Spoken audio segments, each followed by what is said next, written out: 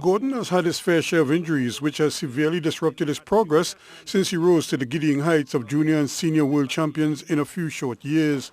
And while he isn't yet back to his awesome best, he was still too good for the rest of the field here and crushed it as he made light work of the opposition. He came off the bend well ahead, and although his form wasn't quite where it needs to be, he had done more than enough to take it quite easily for another national title, the time a goodish 50.87 seconds. No one even close to him. Here comes Jehue Gordon, the former world champion, to the finish line, and he will be a national champion yet again, and might just have made the NAAA standard as well. Jehue Gordon. The women's 400 hurdles was a two-woman race with two of the country's finest exponents on show. Janine Belial on the inside of Abilene and Sparkle McKnight of Memphis Pioneers to her right, two ladies who know each other's traits very well, so something had to give.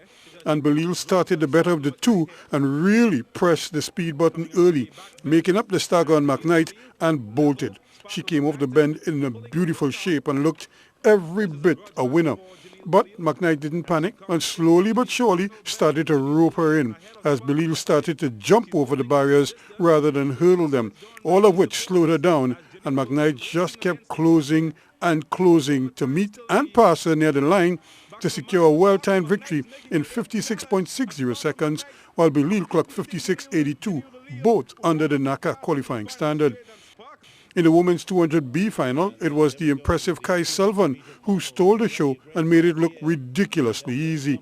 No doubt disappointed she wasn't in the main event, she blew away the field and hardly broke a sweat. And you can't look fast beyond Kai Sullivan, who is just steaming away with this one pretty easily in the end. And she is speeding away just inside of her. Shakia Walcott, Kinik Alexander Stanislav is there, but an easy win for Kai Sullivan.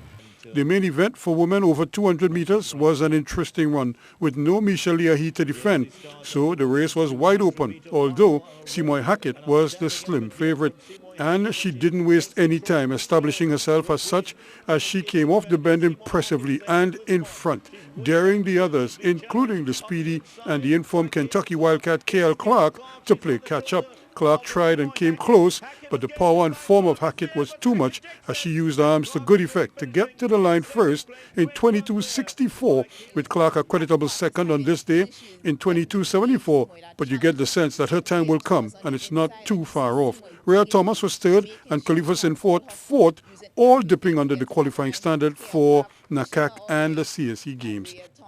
The men's B final was also keenly contested, although Gerard Elcock took charge early in this one and never let go of his vice grip on the race. He came into the curb leading and again showed good composure not to panic, even as Abdullah was closing with every stride and the crowd was giving him fuel. But Elcock got the job done to secure the win. But Elcock is going to hold on to get the victory just ahead of Abdullah. The men's half-lap spectacular featured Jereem Richards and his main rival, fellow national standout Kyle Greaux. And from the gun, Richards appeared as though he wanted to make a statement and really made up the stagger early, much earlier than usual. He entered the turn in front, but where he would normally run away from the field, he was being chased and not surprisingly caught on the line by a patient Greaux who ran the race Richards normally runs and won the national title in 20.31 seconds, with Richards second in 20.35, both attaining the NAAA qualifying standard in the event. Ruskin Mark, C Sports Extra.